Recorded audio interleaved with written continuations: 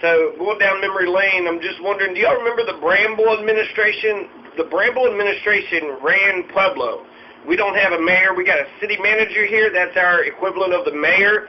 And the mayor, the strong manager, strong city manager, John Bramble, for 2 years, 1984, 1985, 1986, so maybe actually 3 years.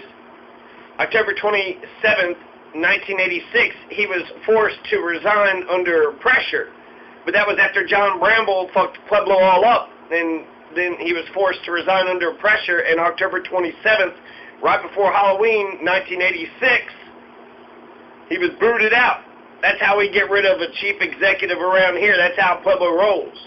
So after we got rid of John Bramble, then we got ourselves a strong chief executive, right? Because that's all we need is a nice, strong, some savior in the future. We need a future savior in the future. Some unknown stranger, some strange mayor in the future who's going to save us all. That's what we need. Do you have a person in mind? No, just magical, mythical. Maybe it'd be Jesus. Maybe the strange mayor everybody's hoping for is the second coming of Jesus. Perhaps that'll happen. So John Bramble was booted out, and then we needed to get ourselves another strong, fascist, totalitarian hand, and then that's what we got with the Quigley administration. So the Quigley administration ran Pueblo City from 1987 till, who knows how long. He started January 7th, 1987. Louis A. Quigley, and I think he still lives in West Pueblo. John Bramble, he does not live in Pueblo anymore. John Bramble was like, he wasn't even from Pueblo, and then he got the fuck out of Dodge as soon as he was forced to resign. So John Bramble was not Pueblo. Why would we ever choose a mayor who is not Pueblo? Why did John Bramble ever even get in there?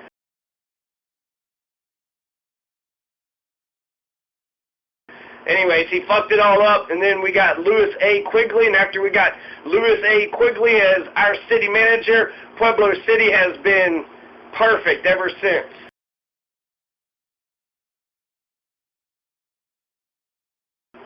The current school board for District 60, that's what the city schools are called around here, D60. We got District 70, District 60. We like having two of everything around here. It's a segregation between the county and the city. We want two of everything. Just, we like to waste money around here, even conservatives. It was actually the Republicans who are against consolidation. They don't want to save any damn money. They're like, hell, let's have two courthouses, two sets of water districts, two sets of everything, right? So District 60 is Pueblo County, or Pueblo City Schools. District 70 is the county. District 60 is the city. And the school board for the city is made up of 5 members, and then they choose the superintendent, right? So very similar to CEO and the board of directors and a lot of things. The water board operates like this, the civil service board operates like this, and the city council operates like this.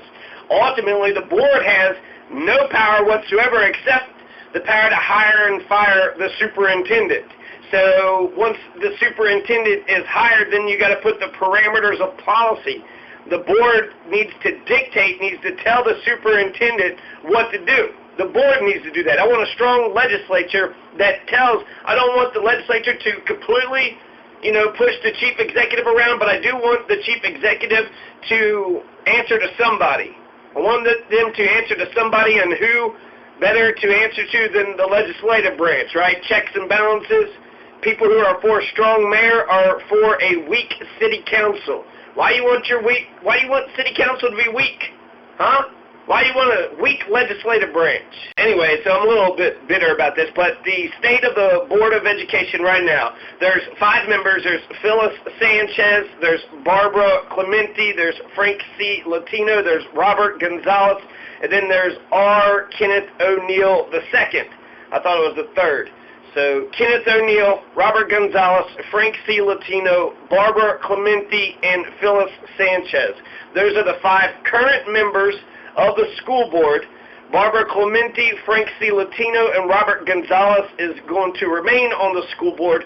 Their election isn't up. Their seats aren't up for re-election until 2 years from now. Phyllis Sanchez and our Kenneth O'Neill seats are up. Now, one quick caveat, Phyllis Sanchez has been in there for a while, and I think she's term limited, so she can't even be part of the Board of Education anymore, so she has to step down. That opens her seat. Now, Kenneth O'Neill, he just was appointed to that seat. The person prior to them, I don't know if they got booted out or they retired, but it was just 5 months ago they had this big, massive application process, and there was about 5 or 6 people that they had to pick from, including Dennis Maes. Dennis Maes was there. He applied for the job. Kenneth O'Neill got it. He's the one that's in it now, but I think it would be wrong to consider he's the incumbent technically, but he's just got in there, so he hasn't served a full term. This would be the first full term for Kenneth O'Neill. So I forget who the person was before Kenneth O'Neill, but I would essentially say that these are 2 open seats. Okay, Kenneth O'Neill, I don't know how much credit for the last, 5 months of decisions that he's been making. I mean, how do we know if... And then the superintendent is Charlotte Macaluso. So Macaluso, that's who's running the city schools right now, the Macaluso administration since 2016. So already 1 year, and we'll see how this year goes.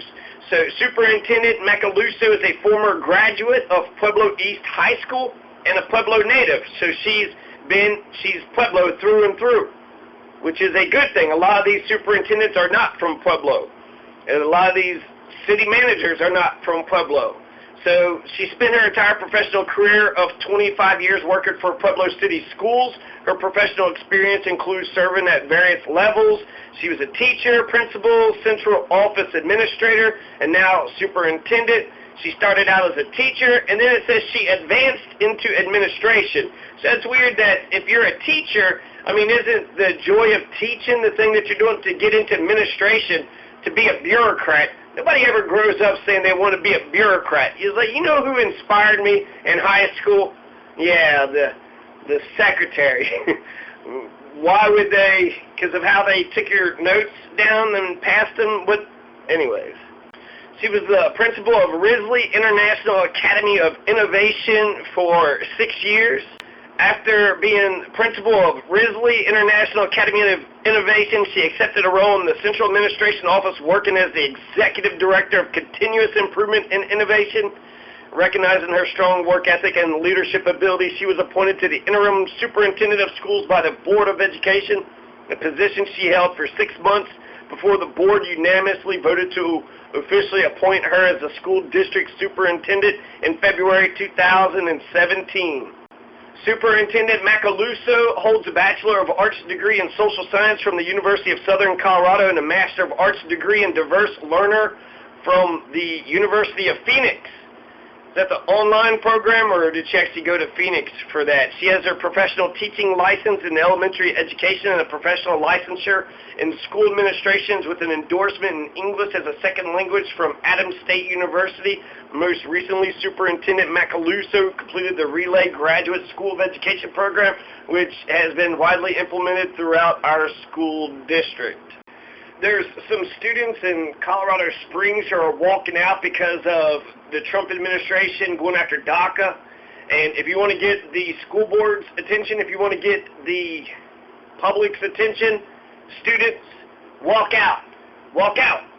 The way that the school makes money is by your attendance. So there's 18,000 students who goes to 32 schools in District 60. So District 60 is responsible for 18,000 students, and then that's how they are determined how much money, how much revenue they're going to get by the number of students that are in their schools. So District 60 has 18,000 students, 32 schools. The in-state funding per student is $7,000, which is more than what a Sudbury, which is actually more than what a Sudbury model school would cost for a year, a private education, which is pure democracy, pure democracy. So District 60 students are paid $7,000, the district is, per student, per year. So $7,000. Are your kids getting $7,000 worth of education? You should ask yourself that, because That's what they're being paid for. And it's all about the student anyways. I don't even know why I feel like I have to explain that. Maria Montessori, she had an ideology of follow the child. Anne Frank, she went to a Montessori school. There's lots of incredible alternative education standards out there. The Khan's Academy says that we can learn ourselves and we can teach each other. So the 32 schools is 17 elementary schools, 5 middle schools, 2 K through 8 schools, 4 high schools, 3 magnet schools, and 2 charter schools. The profile of the student body reflects 70% minority students, and 67% of the students qualify for free and reduced lunch programs. 7 out of 10 students are quote-unquote minorities. If you're 70%, you're probably not a minority anymore. And then 67% of students qualifying for free and reduced lunch programs means that 2/3 of the students, Pueblo has lots of poor kids here, lots of poor kids. Under the poverty line, at least a quarter of them. This is saying 2/3. 2/3 is more than a quarter. Could the U.S. Census be wrong? So right now you have 5 people who are running for those 2 open seats on District 60 School Board. You have Margaret Wright, the great Margaret Wright. She's a Democrat. Her middle name is Brewington.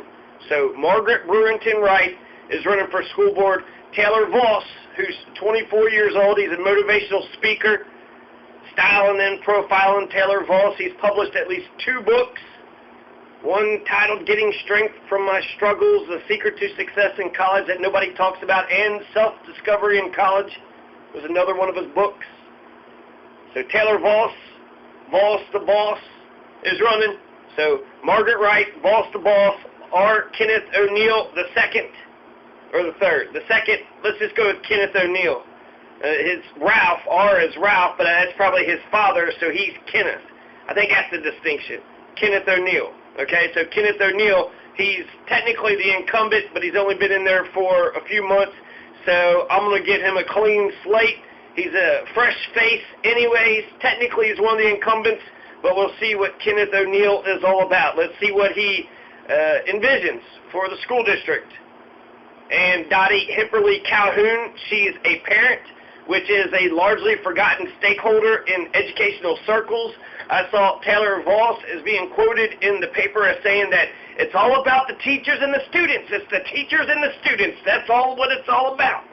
And while those are 2 major stakeholders, there's also the parents. And so if you were to put Dottie Calhoun and Taylor Voss together, you would have the perfect school board candidate.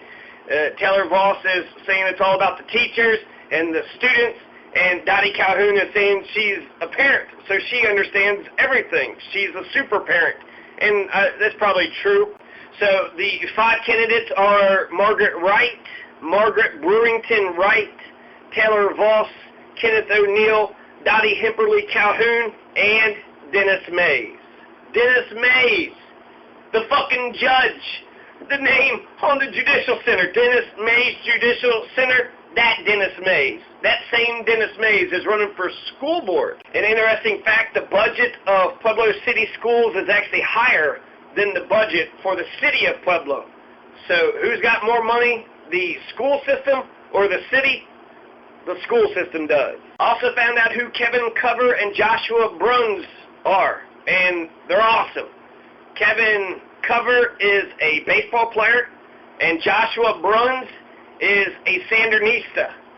He's a Sandinista. The progressive uprising. The progressive uprising is happening. It's happening. It already happened with the water board, but we're losing overall the school board and the Civil Service Commission. That's 4 incumbents retain their seats, and 1, Sandy Gutierrez, replaced an incumbent. So far, we got an 80% incumbency rate, which means the regressives are winning. We can't let the regressives win, and we can't go backwards.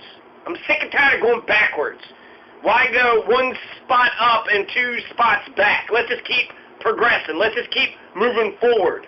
So this is Dennis Maes. This is who he is. This is what he looks like. His first name is C. Dennis Maes, so he's just like Kenneth O'Neill. His first name is a secret. Who's R. O'Neill? I don't know who this Ralph is. Who's this C. Dennis Maes? Charlie Maes? I don't know Charlie. I know Dennis. Is that who you're talking about? Yes. I am talking about Dennis Maes. He's the chief judge.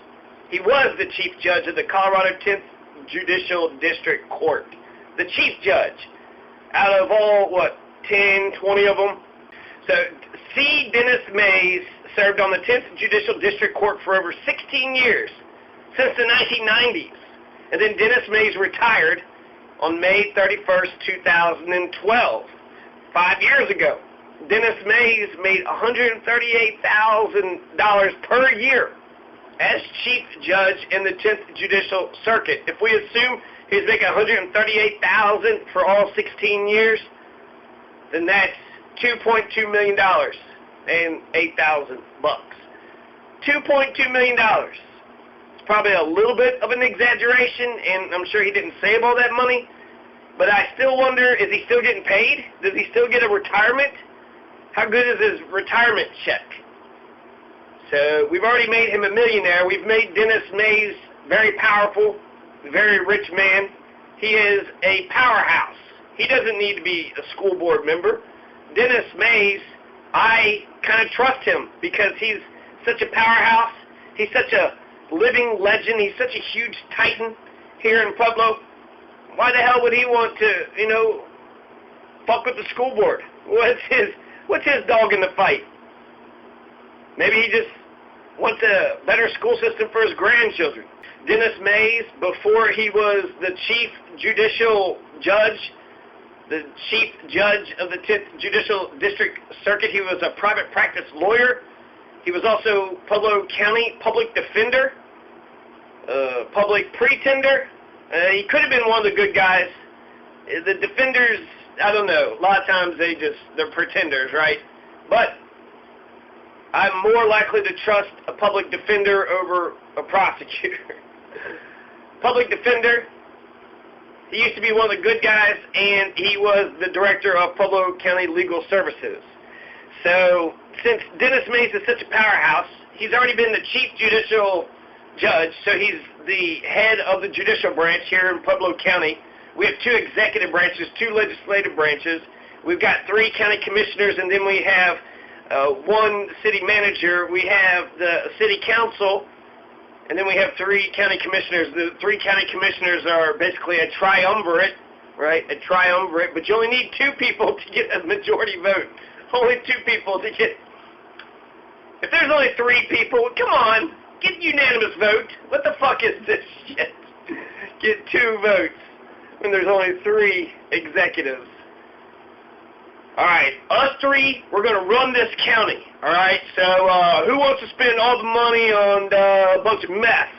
Me, not me. Well, sorry, 2 votes. So you have this big powerhouse titan for 16 years. He's making, 6 figures for 16 years. He should have plenty of money saved. He probably has land and investments and stocks. He's got a whole fucking building, right? What is that, $50 million? The $50 million building that the county is bitching about has only got 50% occupancy. So $50 million building and half the rooms aren't even being used. The rooms aren't being used? I mean, what about the public? Dennis Maes reminds me of John Quincy Adams. After John Quincy Adams, he had 1 presidential term, 1825 to 1829, the rockin' late 1820s. Whoop, whoop. You know what I'm talking about.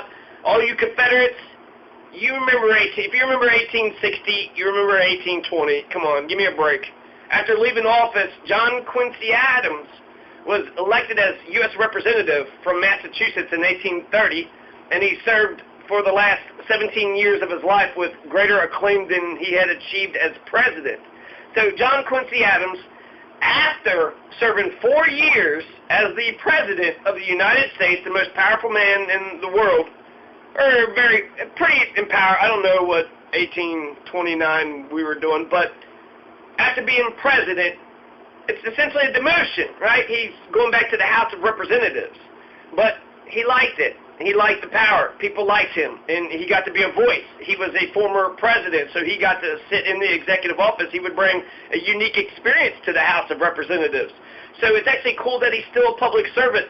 He could have been like Cincinnatus and just retired and become a farmer. He did his public service. He was the president. Now he's going to go be a farmer. So Dennis Maes, he could retire from public life. He can go be a farmer. He could just, probably stay in a room and play Call of Duty for the rest of his life, just getting high, playing Call of Duty, making jokes. He don't need to be a school board member. I mean, was it a 4-year position? You don't even get paid. So he's going to be a school board member for $0, not going to be paid. This is remarkable. This is remarkable. I would say Dennis Maes is the front runner. I would like to see a debate. I would like to see all of them, have an equal shot at it. So I would like to see the debate with all 5 individuals. But the way it looks like to me is you got Dennis Maes, who's going to win, and then the other 4 candidates are battling out for the next seat. That's just the way it feels for right now. So since Dennis Maes was this huge powerhouse titan, and now he's running for school board, going to get paid no money, and he's not even the superintendent, right? He gets to dictate the parameters of policy. He can fire the superintendent. He can rehire a different superintendent, but then he's going to have to keep that superintendent in line in order to get his ideas implemented. So being a school board member is 1 out of 5, and then his power is he's the board, right? So he's not the executive director. He's not the chief judge. He could be the president of the school board, but he's not the chief judge. He's not the chief executive. He's not the head honcho. He's going to have to hire the head honcho, and then he's going to have to keep the head honcho in order. That's what all these candidates are going to have to do. I mean, that's what the board does. It's a legislative branch. You want a strong legislative branch because if, let's say, Mekalusa, if she just loses her mind and all of a sudden just wants to go straight up Hitler, right, just start doing sweeps across the city, just starts marching all the students, her Hitler youth out in search of Jews, the school board, somebody needs to stand up to that, okay? Somebody needs to stand up to that. And I would like for there to be a body that would check an overzealous executive branch. In fact, I would like to have 3 different branches, a judicial, executive, and a legislative branch, so we have checks and balances. If you're for strange mayor, then you're for a weak city council. You're for a weak legislative branch. And if you're running for city council, I mean, my God, that's almost like you're taking your power away before you even get any. I'm running for city council, so I have no power. I'm running for city council to give the people no voice. I'm running for city council because as a private citizen, I have probably the same amount of power that I would have as a city councilman. Since I'm used to not having power, when I become city councilman, I'm going to vote my power away, so that way I go back to my comfortable, non-making decision, powerless ass that I was before. All right, so you got Dennis Maes. Dennis Maes is in the fight. He's in the fight. And he's good at it. As soon as he's running, he's already pointing out, it's constructive criticism. They're not ad hominem attacks, it's constructive criticism.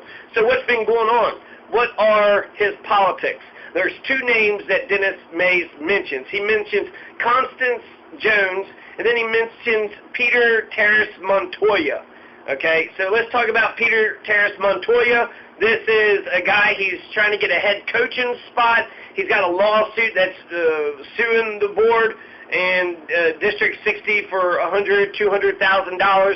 Now, he's saying that DJ Latino, who was the head coach, is this baseball? Is that what we're talking about? So, some head coach job. So, he wants to be the head coach. DJ Latino used to be the head coach.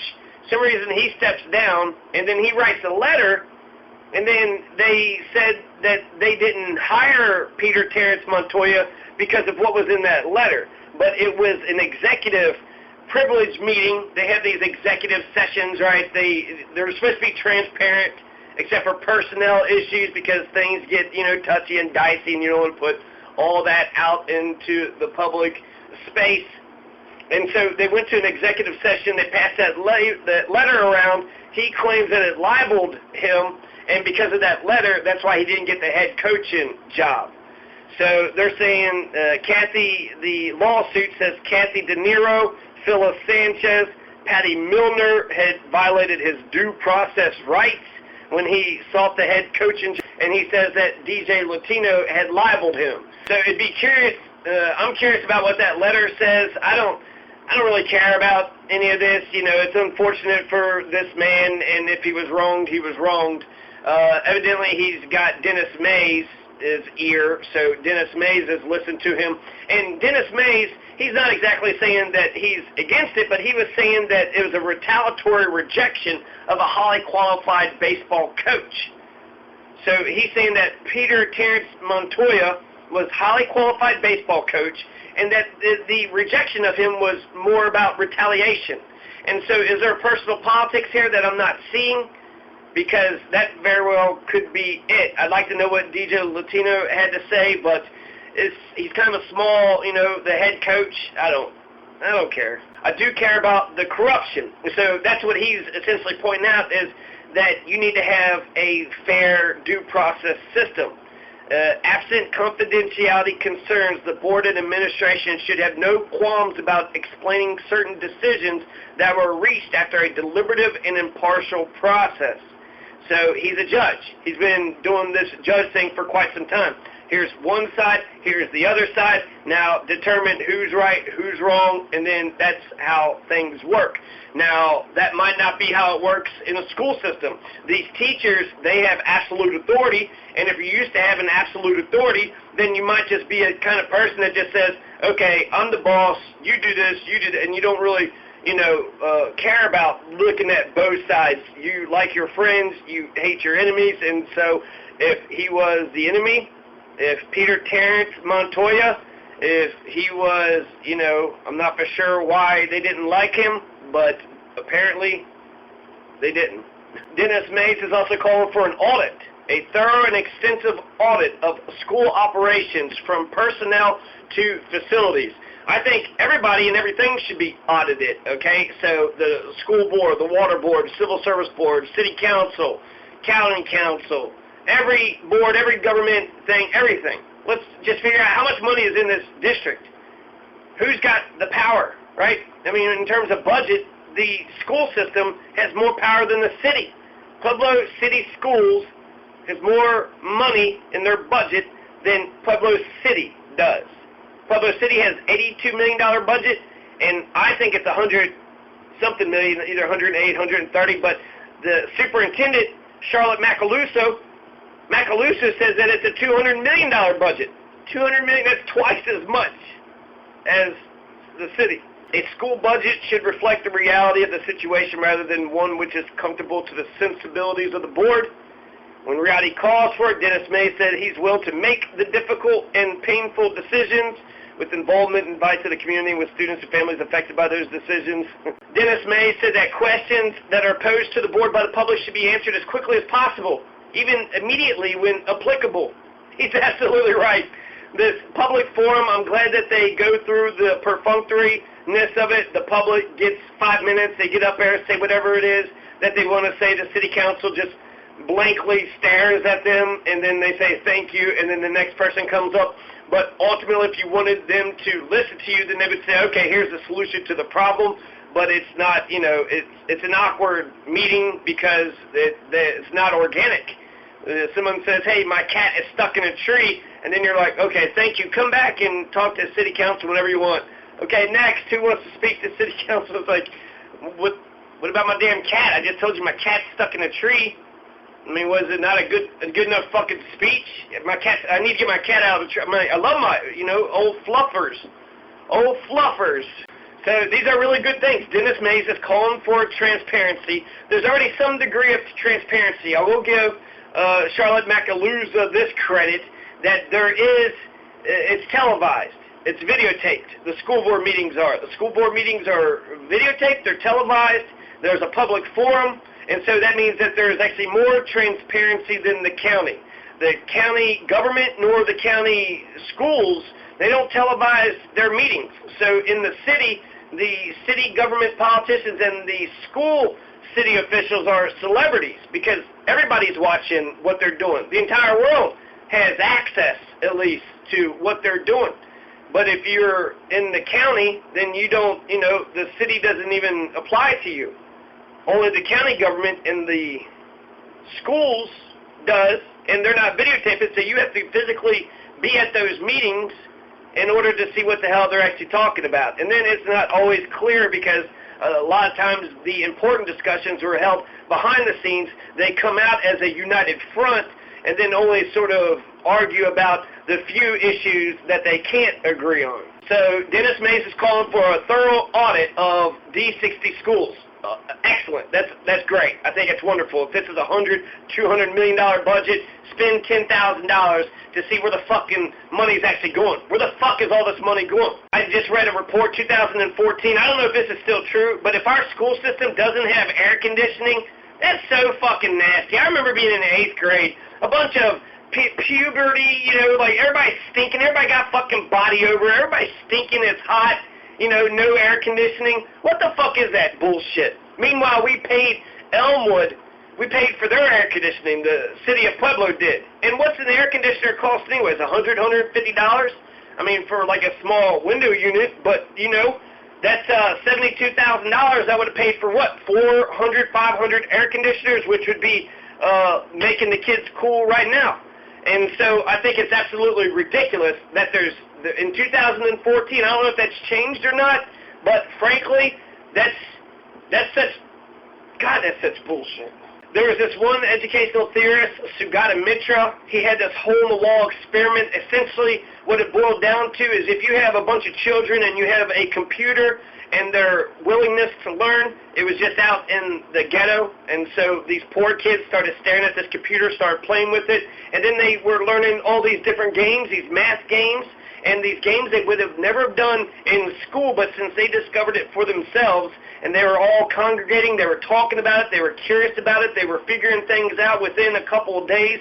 They knew enough English to be able to have email and have basic social, networks. And so that what we learned from that is just a computer and people. That's all you needed. For learning to happen, computer with these applications and people who are willing to learn. So if you just have a computer and a bunch of students just came in, learning would happen. The teachers could only prevent learning from happening. So since there's no air conditioners, this is Maslow's hierarchy of needs. How the fuck can you study? How the fuck can you learn anything else if you're sweating, if you're uncomfortable? And then everybody else is, stinking up the place with their fucking BO. But make sure that the country club, the elite who go to Elmwood Country Club, and that's owned by the city too. So does Elmwood Country Club and Walking Stick, do they offer free passes for the public, for the poor, or do only the wealthy? Only the wealthy get to use the Elmwood golf course, and only the wealthy get air conditioning for their elite fucking country club. Meanwhile, our kids are roasting in the school system. That's backwards priorities. That's super fucked up. Who the hell who would put somebody in a sauna and then give them a calculus book? That doesn't make any sense. So in conclusion, he's right about Richard Bump.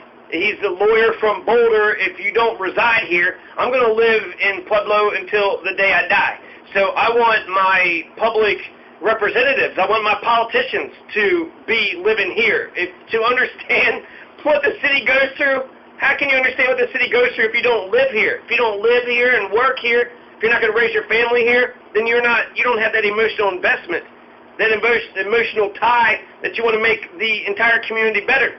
So if he's the lawyer for the school board, does he really give a shit if our students all grow up to be, productive and, good for the community, or just a bunch of gangbangers? He doesn't give a shit, right? It don't affect him as long as he gets his paycheck and then goes up to Boulder and takes care of his family. So Dennis Maes is right when it comes to having public officials who actually reside here, who work here, who's going to live here, for a really long time, who's going to raise their families here. He's right when it comes to the closed executive meetings we need to have as as few decisions behind closed doors as possible. We need to have, I'd like to have no decisions behind closed doors, have no executive closed door meetings. And then having them at the beginning is weird. They should be at the end. If anything, we're all here, we're all sitting there. They were 10 minutes late before. Interesting that they could be tardy. Clemente was absent, so, she don't even have to show up for school board. Meanwhile, students get yelled at for just being a few seconds late to class. So Dennis Maes is right when it comes to having very few closed-door executive sessions. He's right when it comes to auditing the school operations from personnel to facilities. He's also right to question the possible corruption when it comes to the weird firing of Constance Jones and perhaps Peter Terrence Montoya too. So he's right to pinpoint possible corruption. He's right to say the school board need to have the least amount of secrets as possible to be completely transparent. They are transparent somewhat, right? The school board meetings are televised, they're public, everybody knows where they're at, they're not sneaking around, and then there's a public forum. So anybody in the city of Pueblo can go to a school board meeting and they can address the school board for 3 minutes or so about anything that they want to talk about. So those are some really good institutions.